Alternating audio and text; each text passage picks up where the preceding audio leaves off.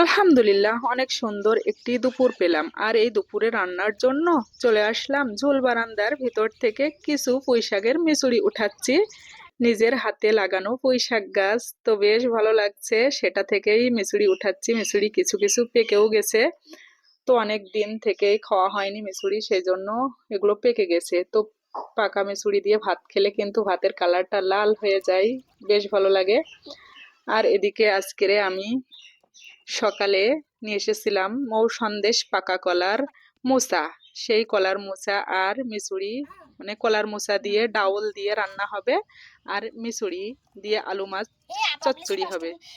তো বেশ ভালো লাগছে, সবকিছু টাটকা সবজি। আর এদিকে আমাদের কুকুরের বাচ্চার সাথে তাসপিয়া ও মরিয়ম্বু একটু খেলা করছে, অনেক ভদ্র কুকুরের বাচ্চাটি, তাদের সাথে একটু ইয়ার্কিও করে। আর এদিকে চলে আসলো আমাদের আরেক পত্নী তাসনিম আপু, সে এসেছে তার দাদিদের বাসাতে।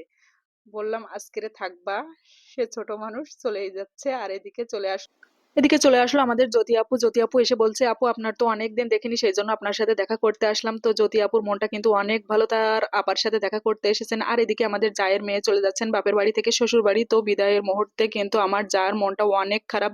দোয়া রইল আমাদের মেয়ের পরিবারে আল্লাহ যেন সুখ শান্তি দান করেন ও সুস্থতা দান করেন। আল্লাহ হাফেজ, আসসালামু আলাইকুম।